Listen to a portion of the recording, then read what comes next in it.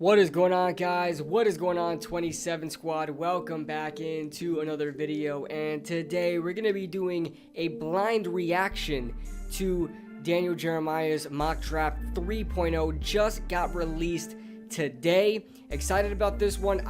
Daniel Jeremiah is probably the only draft analyst I really take seriously and really kind of listen to. I listen to his podcasts almost as much as I can, probably a couple times a week. I listen to his podcast, and I really like what he has to say. Now, I've never been quite a big fan of his mock drafts. However, sometimes he's really out there with his mock drafts, and he does it a lot. I mean, he was one of the first people to really project, Jamar Chase going to the Cincinnati Bengals, and he was ultimately right about it. So I guess there's some stock, or there's some reasoning. There's a method behind his madness, right? So this is Daniel Jeremiah's mock draft 3.0. I can't remember off the top of my head how his 2.0s and 1.0 went, but let's look at 3.0 blind reaction. Let's hope all the good things I say about Daniel Jeremiah comes to fruition here, and hopefully he can prove me right here, okay? Because I know some people don't like Daniel Jeremiah. Some people don't like any draft analyst, and I understand that completely. So that's fine. Let's check it out here. All right, so number one, Aiden Hutchinson. This to me makes the most sense. I had Evan Neal here for a while, but everything happening with the offensive line just seems like Aiden Hutchinson may be the guy there. Kayvon Chason obviously is probably the reasoning, because he was a first round pick along with Josh Allen. Josh Allen's just fine. Adding a yin and yang, a speed rusher like Josh Allen, and just a bigger, more instinctive edge rusher with Josh Allen, Aiden Hutchinson makes a lot of sense here. We don't need to talk too much about it. So let's move on. Oh god. Oh my gosh. Are you Daniel Jeremiah? Daniel, DJ, are you serious? See, I'm telling you, the more I see Trayvon Walker not only drafted in the top 5, but drafted over a guy like Kayvon Thibodeaux, makes me not like Trayvon Walker that much more. I like Trayvon Walker. I don't think he's terrible. I think he's a good player, but I'm disliking him more and more the more he is overhyped in this draft. How, Sway? How is Trayvon Walker going to be taken not only second overall, and the second defensive end taken over Kayvon Thibodeaux? I don't understand that. I don't understand that at all. I shouldn't get mad about this. It's a mock draft. There's no stock in this whatsoever, right? It's a mock draft. But man, people really feed into the combine so much. And as much as people want to say they don't really feed into the combine, you can't tell me Trayvon Walker is a top 10 player in this draft without telling me about his combine. You can't do it. You can't do it. Okay, moving on. Okay, Kayvon Thibodeaux is smart move by the Texans. Kayvon Thibodeaux, they say, oh my god, it's the Detroit Lions took Trayvon Walker? Okay, we're going to take Kayvon Thibodeaux here. Okay, no problem. The Texans also take, have a 13th overall pick, so they could probably take a tackle if they wanted to, or they have every position of need to. They could probably go corner as well. So Kayvon Thibodeaux coming off the board here. I like Kayvon more and more. I was extremely high on Kayvon. Then I watched the film, saw that he's, just a little bit more raw than I anticipated. Had him back down a little bit, but still, of course, in my top 5. And now he's definitely raising up my stock because of my dislike for Trayvon Walker. Let's move on. New York Jets take Sauce Gardner here. This makes a lot of sense, okay? I know a lot of people saying, oh, go tackle. But with how good Sauce Gardner is looking, he may be a really, really good corner in this draft. And although you could offensive tackle, don't listen to what the critics tell you. Offensive tackle is not the biggest need the New York Jets have. They can survive with Mekhi Becton and George Fant at tackle. They can survive. I know George Fant's coming off an injury, but they can survive there. And that doesn't even mean it won't be addressed at all. They can still go in other rounds and address tackle if they wanted to. They don't have to go tackle here. They could, but they don't have to. So this is four defensive players off the bat. Yeah, no offensive tackles, no quarterbacks. Interesting.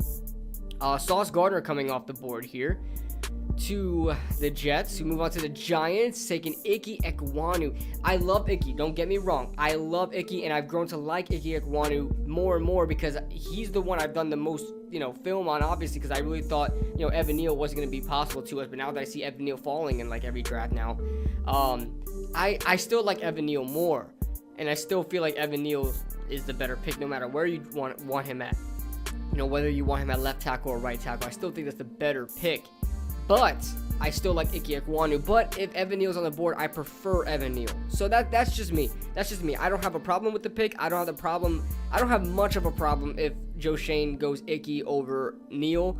I just don't like how Neal would fall. I mean, Alabama offensive linemen are very hard to miss on, especially if they're slated as a top 5 guy. Very hard to miss on. I mean, I think the worst like star-studded tackle to come out from Alabama was probably like Jonah Williams, and even he's not that bad. I mean, Leatherwood's different. Leatherwood nobody really considered him as a top tackle, late first-round guy, right? But Jonah Williams probably the worst out of it, and he's not even that bad. You really can't miss on a star Alabama tackle. You can't. So I would prefer Evan Neal here. It's just a safer pick. All right, so Carolina goes Evan Neal here, and that 7th overall pick was interesting, huh? Evan Neal goes off the board here to Carolina. This makes a lot of sense, and if the Carolina Panthers somehow end up with Evan Neal, who is supposed to be like the first overall pick in this draft, somehow end up with Evan Neal, that will be absolute just godsend right there for the Carolina Panthers. So good pick there. Going tackle. The New York Giants getting Jermaine Johnson. Kayvon Thibodeau's off the board. Obviously, Trayvon Walker's off the board. Obviously, and Sauce Gardner's off the board. I guess you can go BPA here, and this would make sense. I'm not as mad about it as when I just initially saw it for like the 2 seconds that I saw it. Sauce Gardner off the board, Kayvon off the board. We already got an offensive lineman. You could go Stingley if you want to, but the injury history with Stingley, we don't have much of a big sample size from Stingley over the past 2 seasons, and his production hasn't been quite there over the past 2 seasons either when he was in the games. So I understand Jermaine Johnson. I love Jermaine Johnson. Don't get me wrong. I love Jermaine Johnson. And even if you were to trade down to try to get Jermaine Johnson, you probably miss on him because he would probably go right after. So. I'm not too mad about Jermaine. It's just I never really see Jermaine Johnson being mocked to us at all. So that's interesting. I like it. Let's move on. Atlanta getting Garrett Wilson. I think this is the most obvious pick here. I think this is a good pick. It's what I've been constantly doing. So let's move on here. Seattle getting Charles Cross. This is a match made in heaven. He's probably the most of all the tackles to be like the most true left tackle in this draft. Like besides Evan Neal, who's an all-around guy, Ike Ekwonu is more of a run blocker, right? So he could more so fit on the right side. Charles Cross is the best like true left tackle in this draft, and Seattle needs one. All right, Dwayne Brown ain't gonna be there forever. I don't even know if he's still there, but they need offensive line help. Okay, I know they can go quarterback here, but it'll be a stretch if they could go Malik Willis, but they gotta get an offensive lineman, even if they were to get a quarterback in this draft. New York Jets getting Drake London. Easy. Okay, so Garrett Wilson off the board, get the next best wide receiver, and that to me is Drake London. I think Drake London could be better than Garrett Wilson, but that's just me. Moving on, the 11th pick, Kyle Hamilton. Oh, I didn't even notice Kyle Hamilton falling that far. He can definitely fall this far. I think he's going to be a fan. I think he could be an all-pro straight off the gate. I'm serious. I am dead serious. I think he could be an all-pro out the gate, Kyle Hamilton. I'm not going to say it's going to happen, but I think he could be if everything falls in his favor. Him going to Washington will help out a lot. They just lost Landon Collins, and him falling this far would be great for Washington to help out their defense that was really underwhelming last year. Minnesota getting Jordan Davis. What a way to address your fourth need in the first round. I mean, Jordan Davis, not only is this a reach, it's not even close to your biggest need. They need edge rush, and they lost Michael Pierce, but everyone knew they lost Michael Pierce. I mean, Michael Pierce was a free agent. I mean, no, this is not it. This is not it, Daniel Jeremiah. This is not it. They have to go corner. The Stingley's on the board. They have to go edge rusher. A lot of the big, 4 edge rushers off the board already. Ajabo would be, he's probably going second round. So no, I would go corner. I would go Stingley here all the way. 13.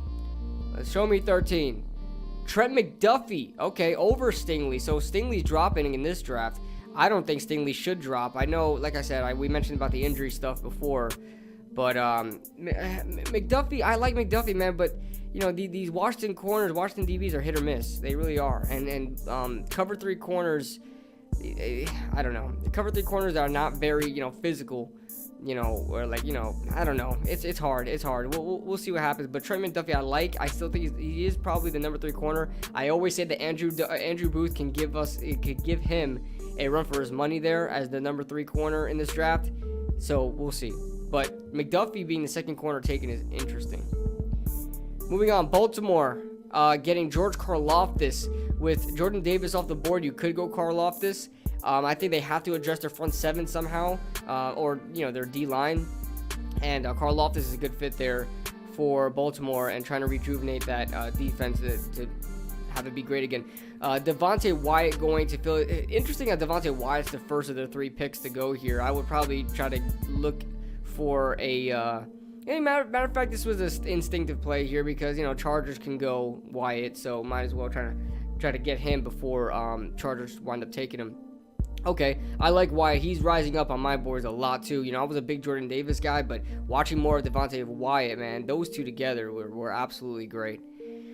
Moving on, Devin Lloyd, he would have been my first pick for the Eagles, but it's back-to-back, who cares? But Devin Lloyd is going to be an Eagle, man. It's so unfortunate because I love Devin Lloyd, one of my favorite prospects in this draft. One of my favorite guys to watch, like, ever from the linebacker position. And him going to a Giants rival just kills me inside. But I can definitely see it happen, and I do like it. It's a good fit.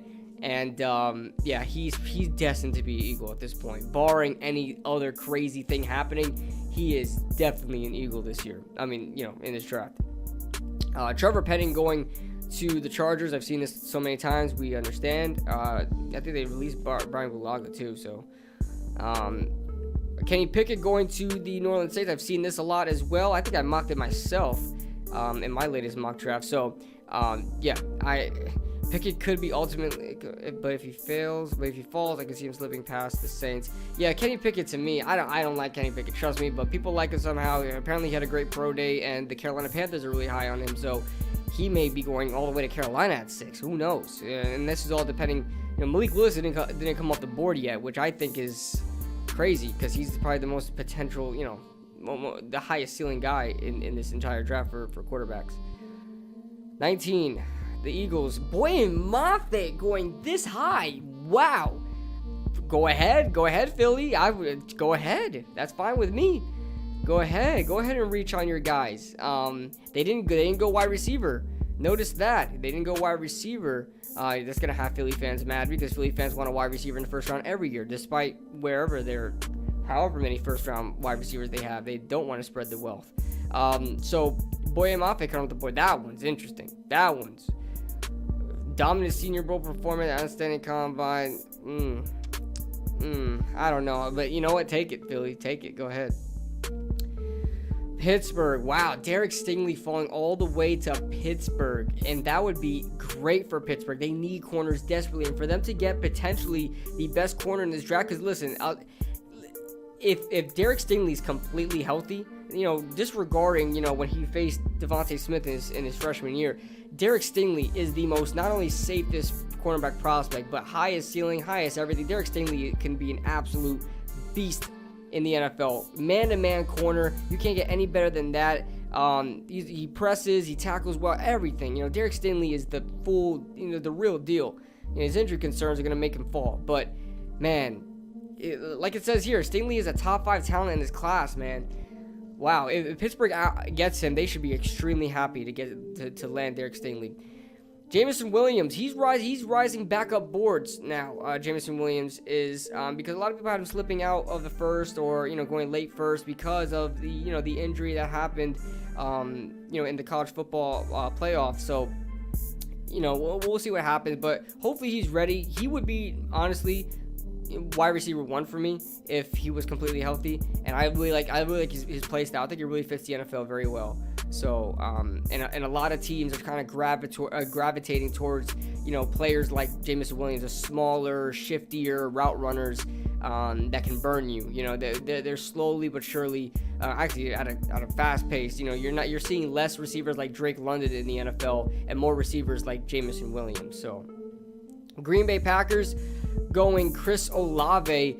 This is, Chris Olave is a really good player, and I wanted him last year in the draft before, he ultimately stood in college, but I thought he was like a second-round pick. This year, I'm really high on him a lot more, especially after the combine he had. I know he thought he ran a 4.2 or late 4.2, but he still ran a decent time in the 40, had a really good combine. Chris Olave, to me, I'm liking more and more, but him going to Green Bay doesn't really take away from Green Bay's issues, because I don't really view Olave as a true number one. I think he's going to be a really good number two. Don't know if he's going to be a true number one. That could ultimately change. Terry McLaurin, same situation. Terry McLaurin could have been a really good number two. Now he's a great number one. So, and he was taken in the 4th round. So Chris Olave could damn well change everybody's mind on that and prove everybody wrong. But I don't know. They could have waited a little longer for the 26th pick and get a Christian Watson. I've seen that in the CBS Sports mock draft. I don't like CBS Sports, but that one made a lot of sense to me the more I thought about it. So they could get a Christian Watson in this draft. But Olave is a great player, but I just don't think it'll fix Green Bay's problems. Getting the release of Marcus Valdez-Scantling and Devontae Adams being traded. The Arizona Cardinals deciding to go wide receiver here. I know they lost Christian Kirk, but was Christian Kirk that much of a big deal to replace him with Treylon Burks? I don't know. I think their offensive line and defensive line really need help. I think going Treylon Burks here would be a really big mistake here for Arizona.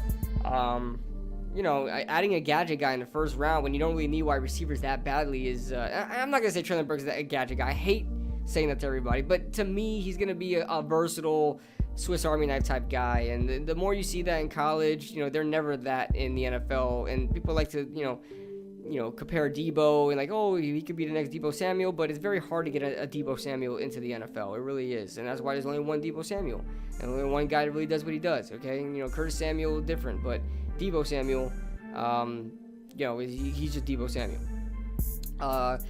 Dallas Cowboys select Zion Johnson. This makes all the sense in the world. We don't really need to talk about that. They need offensive linemen badly, and Zion Johnson probably seems like the best fit there, or Kenyon Green or something.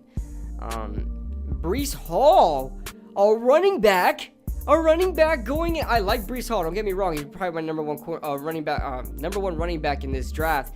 But Buffalo, I had Buffalo taking a running back last year. I had them taking ETN last year. They're probably a running back away, right? They're not a quarterback away because they have the quarterback. They're like a running back away from being one of the most historical offenses in the NFL and being the most balanced team in the NFL. They have a great defense already. They could address corner here.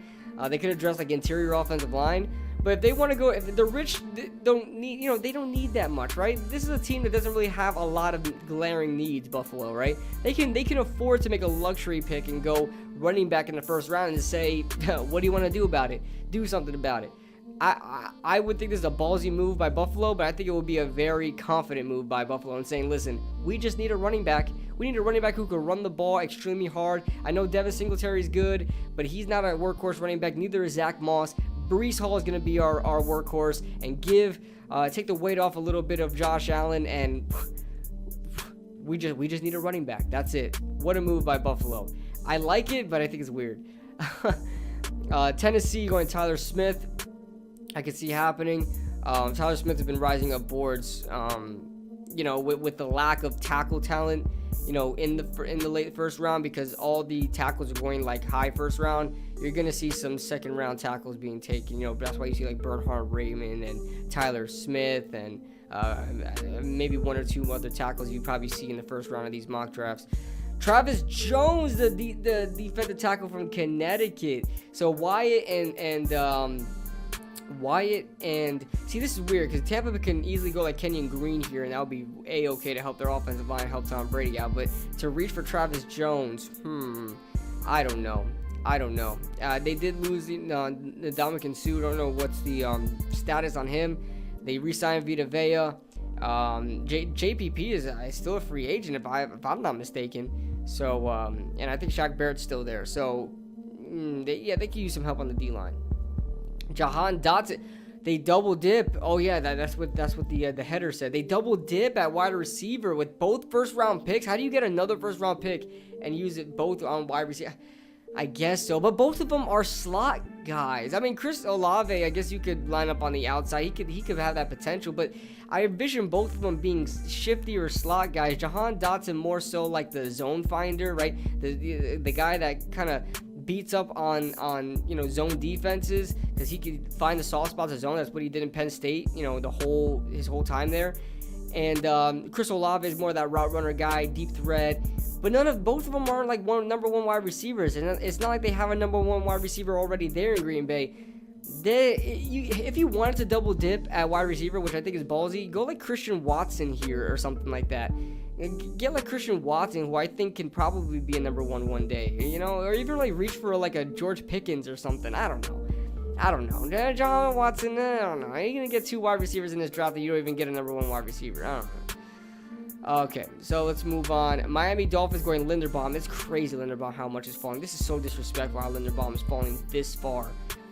He is an absolute talent. I feel like if he was a guard, if he came out as a guard, he would be a lot higher. He would be in the top 10 if he went as a guard. Man, Linderbaum falling this far is insane. Absolutely insane. Look, he has Pro Bowl potential at the center position. Why the hell is he falling this far? You guys know what Creed Humphrey did. He drafted in the 2nd round. Center's stock matters, okay? Whoa! I haven't seen this guy in the 1st round yet. Arnold Ebiketie. I haven't even done work on him, so this seems like a Kansas City type pick if I'm being quite honest, or like a Seattle Seahawks type pick here for them to reach for an edge player that they need. I guess so. I don't really know who any other guys who may be on the board. I mean, for crying out loud, Boye Mafe went like freaking 19th in this mock draft. So I guess I could see it. I don't know, man. They should go DB. I mean, you got some corners left, or I think like Khair Elam still on the board. Yeah, this one's weird. You can even go Dax Hill here, and that would be understandable. I don't know about this one. Andrew Booth, Andrew Booth, Kansas City. Oh my God, I forgot about Andrew Booth. Listen, I told you guys, Andrew Booth could give Trent McDuffie a run for his money for the 3rd cornerback in this draft, and I love Andrew Booth. And him falling to Cincinnati here is a beautiful thing. Nakobe Dean did not go here, and I'm gonna make a prediction that Nakobe Dean goes 32nd. I'm gonna say 1, 2, 3. Nakobe Dean. Yes, I have Nakobe Dean going in my mock draft to 32 Detroit Lions. So.